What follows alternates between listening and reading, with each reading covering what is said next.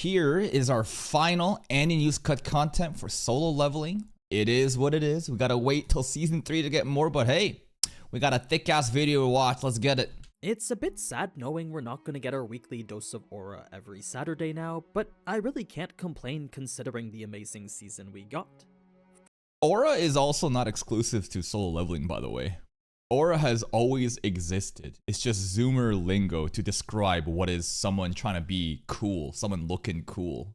I think that already there's plenty of animes that's just full of aura farming in this upcoming season. From each epic battle down to the emotional scenes and occasional comedy, this truly was an experience to watch every week. Unfortunately, it is coming to an end, so I just want to say thanks for allowing me to share part of it with you. Let's get it. I really enjoyed seeing how much you all loved learning more about the story. Woo! Now, the finale does rearrange things quite a bit, and there's actually enough cut content to make 2 videos.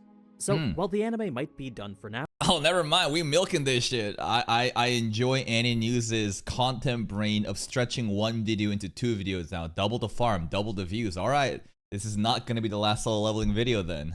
you can at least experience a bit more solo leveling through one more video of mine. Let's get it. It's some novel exclusive content wrapping up Jeju Island with an aftermath that's surprisingly emotional.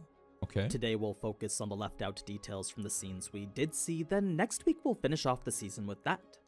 So for now, here's exactly how Sung saved Cha, how he cheesed his way to level 100 while solo clearing the island, then how he set himself up to get poached by every country in the world. It's everything the anime left out from the manhwa and novel. But first, before we get started, But first, if you're looking to add some of that Sungjinu aura to your room or office, now you can with today's sponsor, Displate. Oh shit, it's a With their Displate anime one. catalog growing bigger by— I see these honestly a lot. It seems to be pretty easy, like, you know, plaques that you can put on your walls, right? It's like a simple magnet that you can put in. Get your Displate links, man. If you want to get some Displate stuff, use the Displate AniNews. Why not? Here's the link. Bang. Right into chat. Go affiliate marketing. 25. On to the next target, covering chapters 104 to 110 from the manhwa and chapters 121 to 133 from the novel.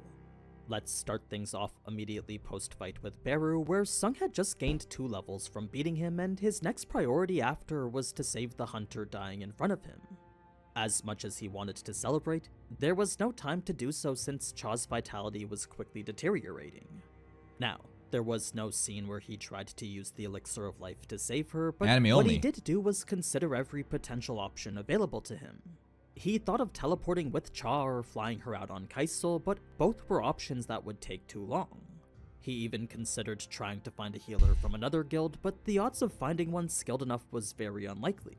Probably a B A rank healer can't do anything, right? Probably need like an S rank minimum. This then led to the solution we saw in the anime, which at the moment Sung wasn't even sure would work. First, he had asked the cameraman to turn off his camera, which, unlike in the anime, had a bit more deliberation to it. Reason being that, for the cameraman, this wasn't a decision he could make just like that. I mean, yes, Sung was his savior and he felt indebted to him, but to turn off the camera was the equivalent of turning the feed off to every citizen in the entire country. Bro's about to defy the Shadow Monarch. The content must go on. Yo, he's gonna kill you. So, knowing what would be lost if he did, the cameraman hesitated in a way that was very much apparent. It's for that reason Sung took the choice out of it and proceeded with the threat we saw in the anime.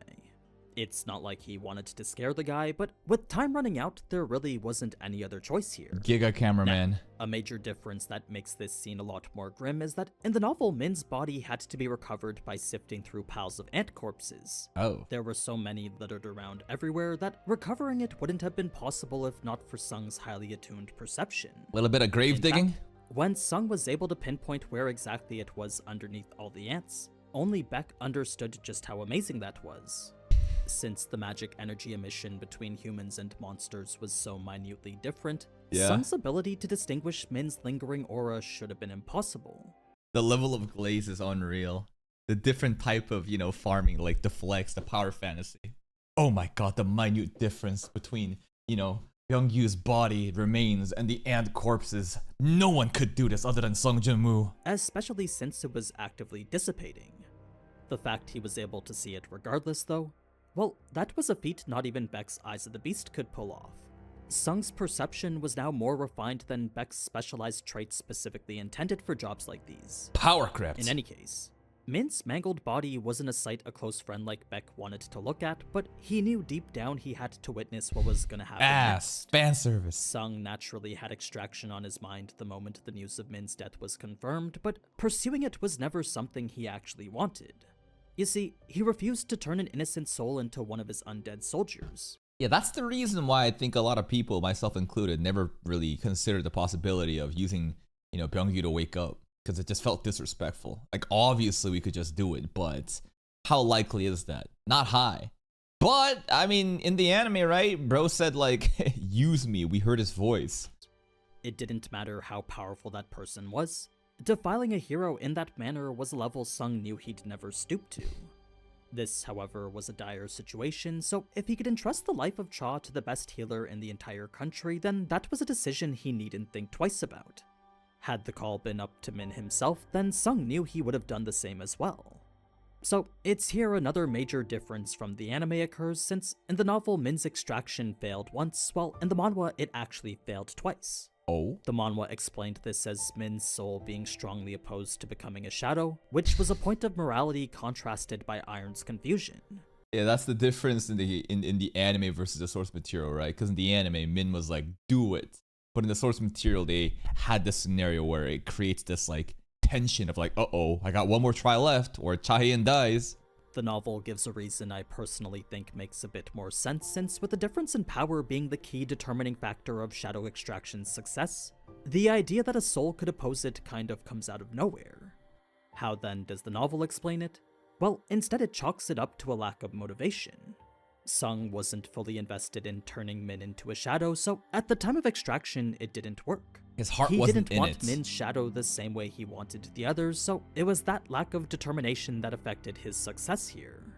It was when he focused up for the second attempt that's when extraction worked just fine.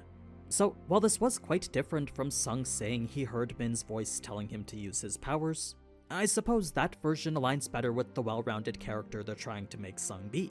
Yeah. In any case, I think that the way that the anime did it was pretty cool. No need to create this unnecessary tension when everyone knows that obviously Byung-gyu's gonna get resurrected to, use the healing on Chaehyun. Also kind of cool with the Easter egg at the end of the episode. Very, very muffled voice from Byung-gyu saying, like, use me. But there was a slight noise, very inaudible though. it was when everyone saw what it was Sung was capable of that Sung would simply nod yes or no to their many questions. He saw zero need to explain anything more himself, but he also didn't see a reason to lie either. In a way, this transparency was like a load lifted off his shoulders. For the first time, this was a public place where he could just be himself.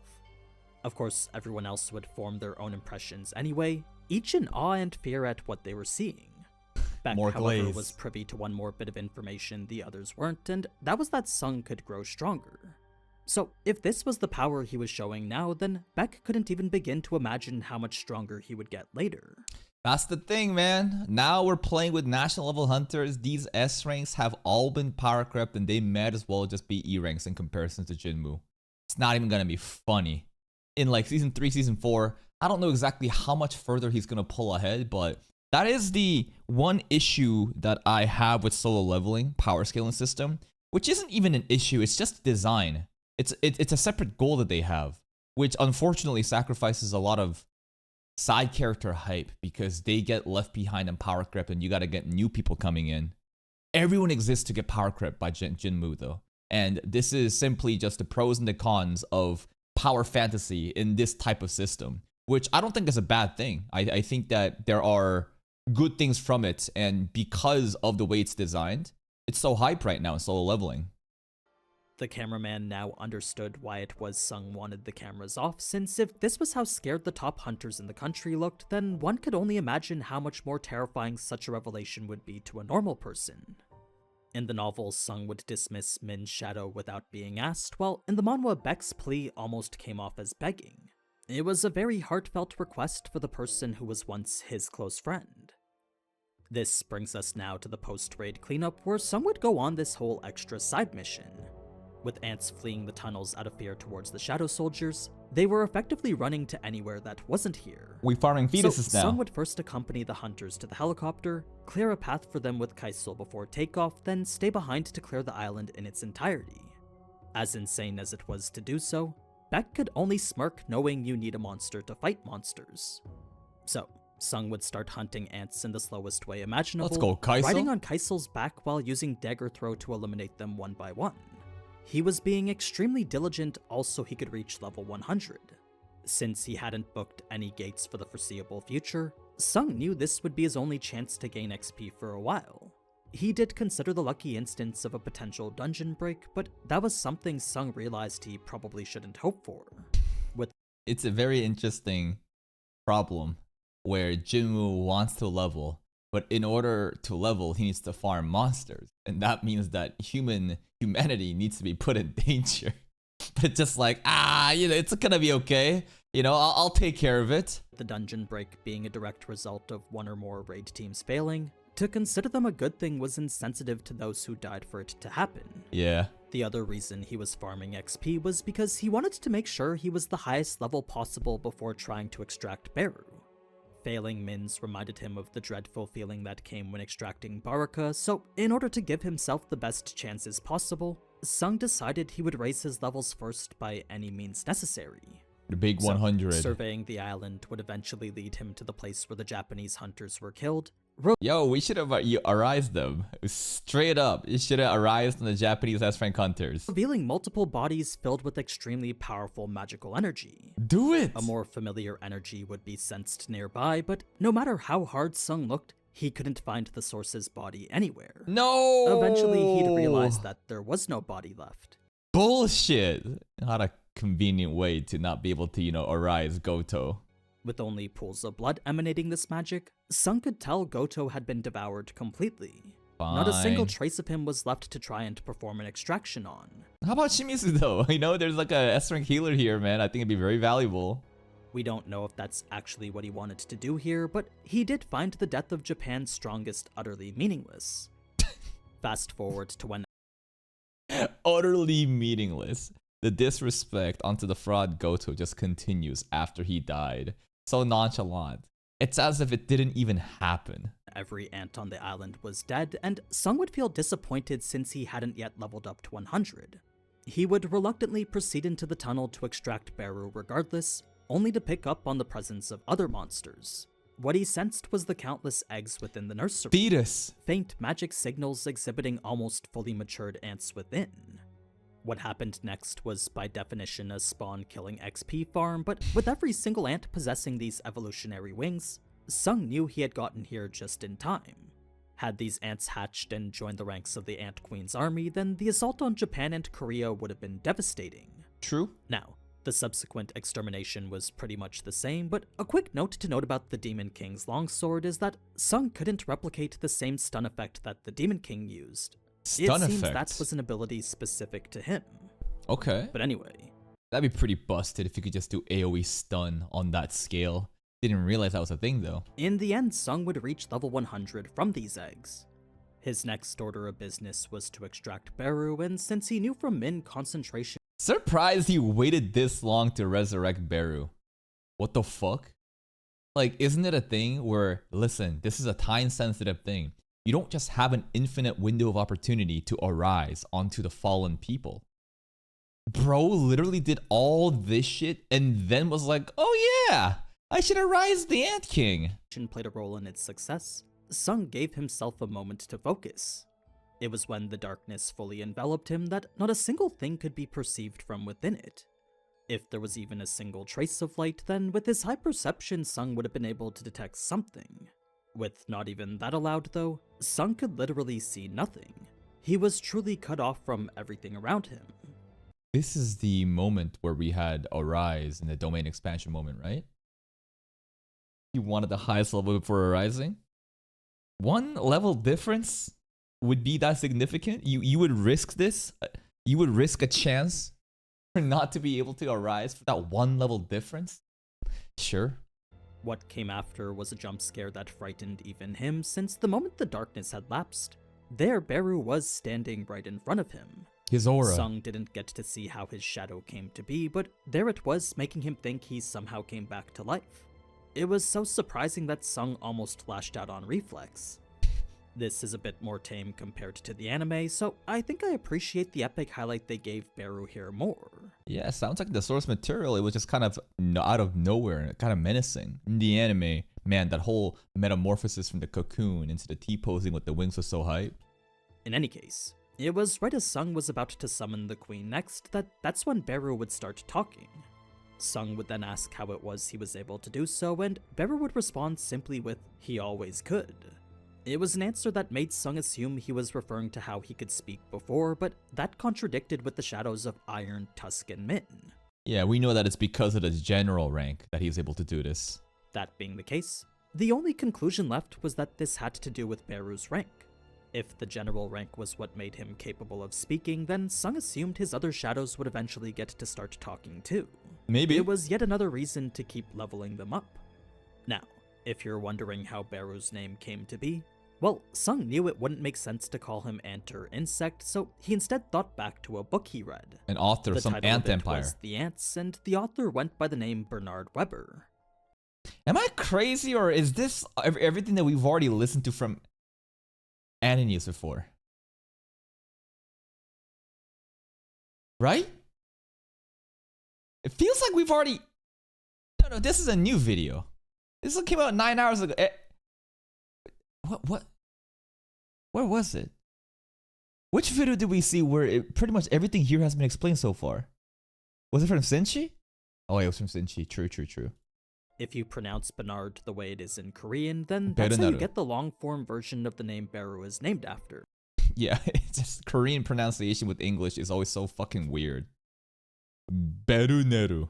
Berunaru. Bernard. Beru. How the fuck does Ber turn into Beru? Because Korean pronunciation is just cursed. Bernard the way it is in Korean, then that's how you get the long-form version of the name Beru is named after. It was after that Sung would extract the shadow of the queen, which, while also as strong as the general rank, went to weaken Sung's own bond with his existing ants. When Sung asked Beru why this was happening, he explained it was because the queen's inherent power directly conflicted with his own. Oh shit, his like authority as like the ant king still exists, and the other ant soldiers may respect Beru more than Jinmu. You see, she had an innate command over the ants that went to trump Sung's. So long as she was alive, any orders Sung wanted to give to the ants would unfortunately have to go through her first. It was a tedious thought that ultimately led him to dismiss her. The other reason was how incredibly weak she was compared. Oh, so we did it. Oh, I didn't realize. Terminated extraction. We did do it in the source material. To dismiss her. The other reason was how incredibly weak she was compared to back when she was alive, which Beru explained was a product of her losing her physical body. Okay. Since most of her magic energy was used for reproduction, the fact she was no longer capable of it meant she lost all the magic energy required to make it happen. The queen was never a monster suited for the battlefield, and her status as a shadow pretty much confirmed that. In the meantime, Sung's other shadows would be collecting mana stones, but with those intended as compensation for victims and funds for Jeju Island's reconstruction, Sung had ordered them to be left behind. He felt it wrong to keep any for himself. Okay. Plus, with Beru's pitch black shard seeming valuable, they seem pretty happy. They're like, alright, no more labor. Woo, I'm tired of fucking mining here, boss. Black shard seeming valuable all on its own, Sung figured that was more than enough compensation. In the end, he would be left with that and a total of 570 out of 570 shadows stored. That's a lot. So, that's pretty much it for the raid in the novel, but in the manhwa, Beru would still proceed to help with cleanup off the island. He would reveal the ants could no longer fight together, making them this disorganized force akin to pests. Sung's request after wouldn't just be to thin out their numbers, it was actually to take out all of them. And while yes, Beru did help the best he could, the complete subjugation effort ended up lasting 2 days total. The ranks of all 5 major guilds were spread across the coast, catching any ants they possibly could. Oh, okay. The ants were at— I mean, we did see in the anime, right? Everybody just fighting off the straggler ants, but damn, I didn't realize that every guild was pretty much there, putting in that much effort. 5 major guilds were spread across the— Just some cleanup shit, like some anti-skill stuff from Toaru. Fucking anti-skill showing up and just cleaning up, you know, the mess after all the big baddies have been taken out. Coast, catching any ants they possibly could. The ants were, as we saw, also off the coast of China, who, due to their unpredictable arrival, had left the defense force awake for 2 days straight. It's here we meet the national level hunter Goto always said he was equal to, followed by a clear display of why he was not. Always equal to, that's crazy. Just considering, you know, the difference in powers. Like, I mean, we haven't seen Mr. Liu here fight the Ant King, but I think it's pretty obvious that, like, they are not on the same level. Like, I still think that this guy, at this current moment in the anime, is stronger than Jinmu. I don't know what the gap is, but I want to believe that he's a bit higher. And considering how the difference between Jinmu and Goto was, it's not even funny. The gap, it's just like, you thought you're an equal? That's crazy. For the Korean team that left before Sung, by the time they arrived back home, Chairman Go was right there waiting for him.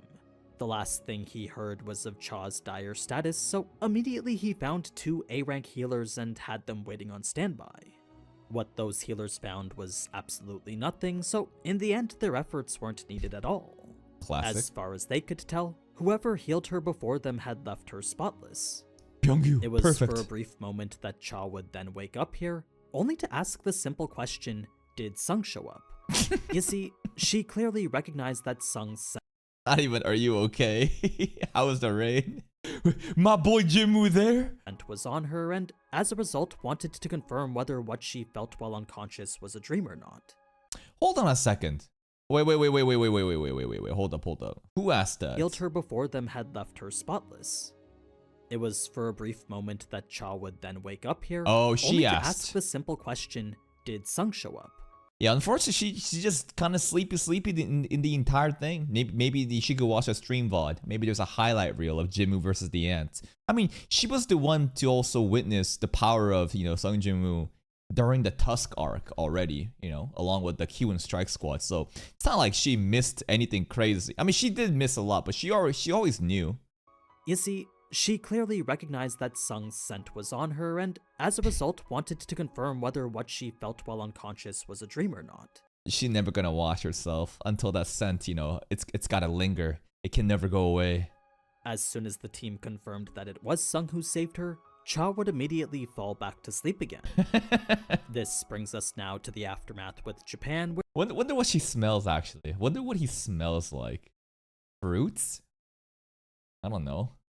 Axe body spray is like the meme that keeps happening, you know, with the blue aura, but like, wonder exactly what it is. the loss of 10 S ranks left Matsumoto spiraling. Remember, all 20 were sent to Jeju Island in the novel, and only half returned after. Karma, bro. You try to wipe out our S rank hunters? How about this? Had the Korean hunters been killed alongside their own, then there was a chance the situation could have been salvaged. It's because they weren't, though, that what was happening now could only be described as a disaster. Total loss. Now the only thing Matsumoto could think about was the conversation he had before the raid.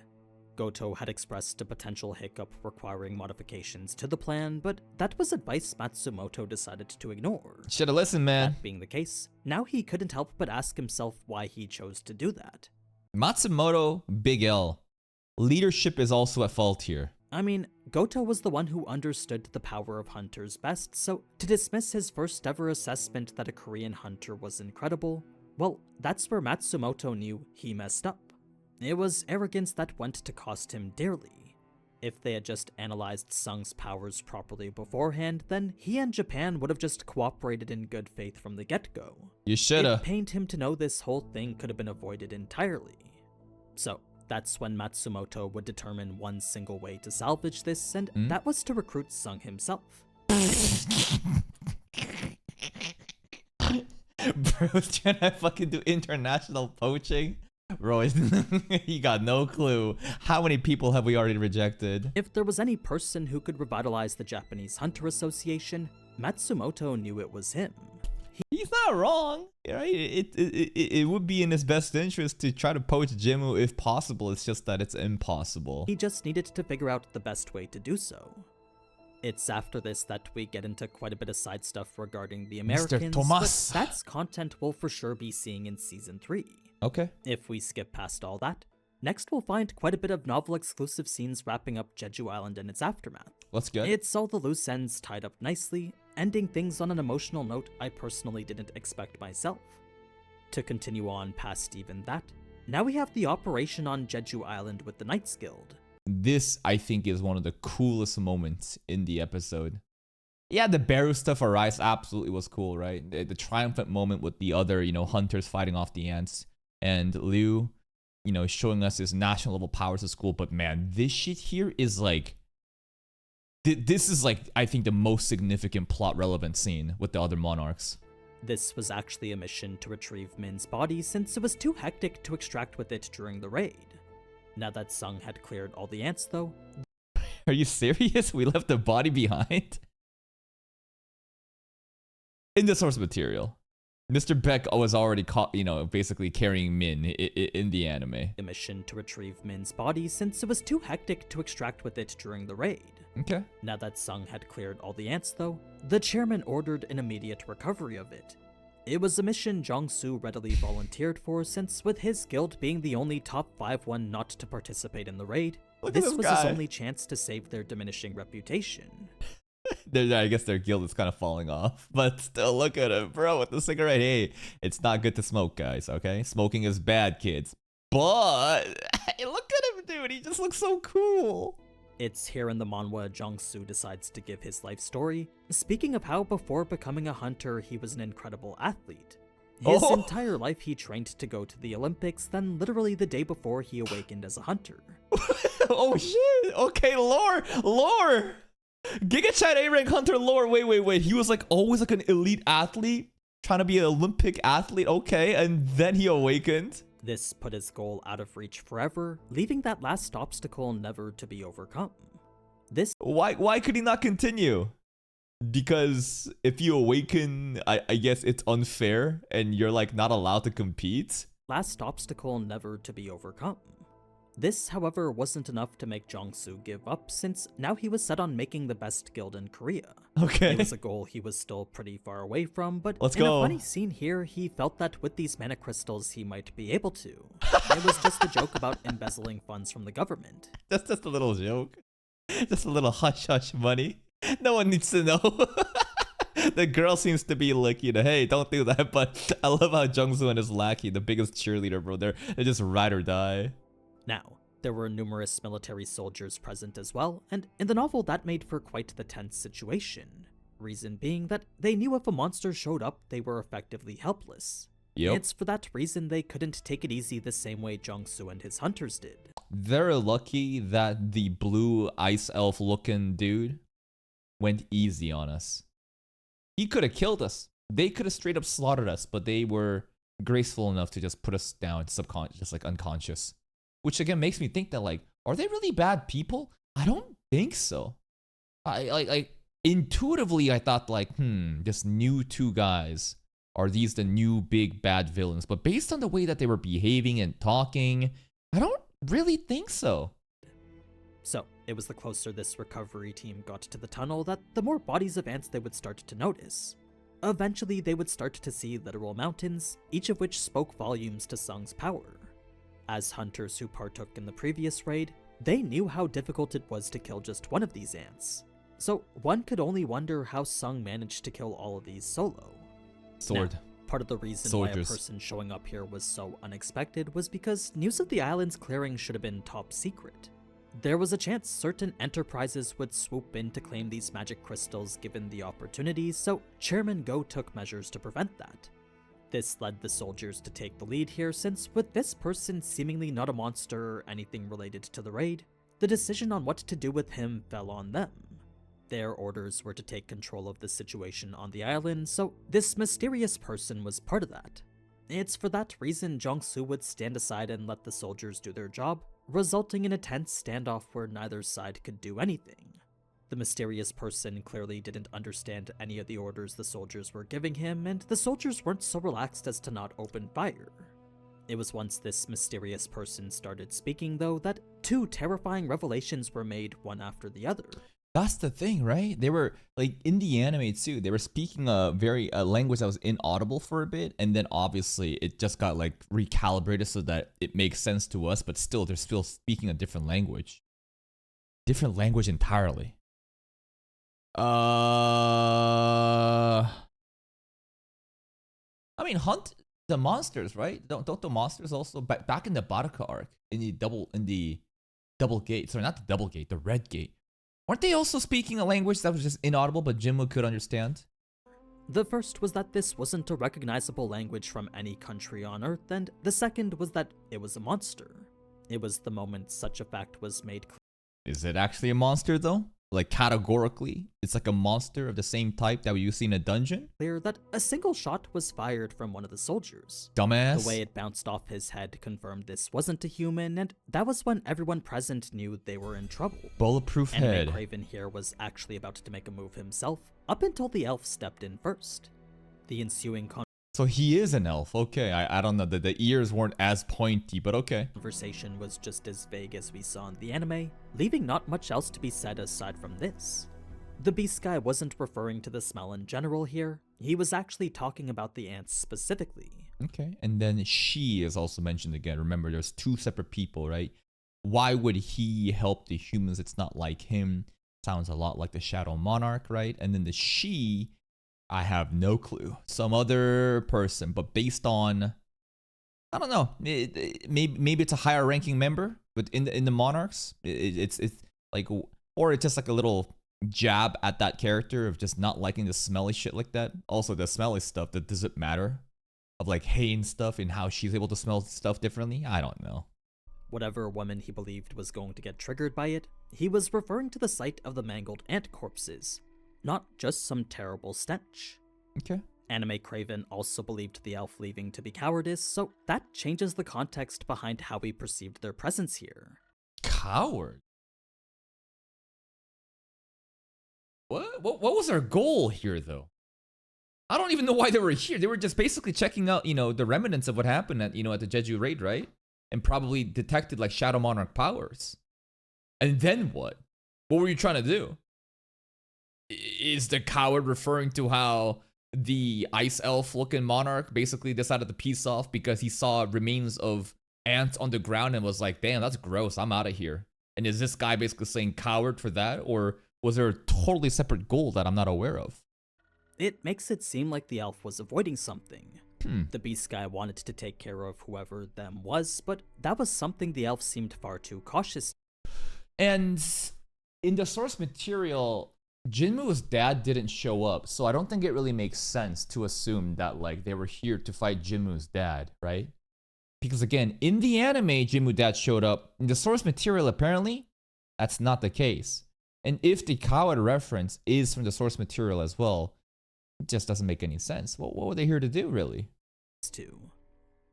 But yeah, that's pretty much it for everything on the island, so I think here's a good place to stop. Coward. Maybe they were gonna do something with the ants, and I don't know. Like they were here. Maybe I can only imagine the fuss she'd make. Maybe the ice elf would be basically drenched in the stench of the ant corpses, and then if they were to go back home, she would get mad, and that's why he's saying coward, because the ice elf is scared of mommy monarch basically lashing out. I'm really reaching right now. I have no clue what the fuck is going on. Forthwith sung the association, America, and the funeral. All the scenes with America will be in Season 3, but everything else for sure is content they left out. Okay. So expect all that in the video next week. Alright. I do hope that you enjoyed this one, and if you did, then leave a like and consider subscribing. Of course! Please go check out AniNews content. Here's the link to the video. Go give it a like, subscribe to his channel if you haven't.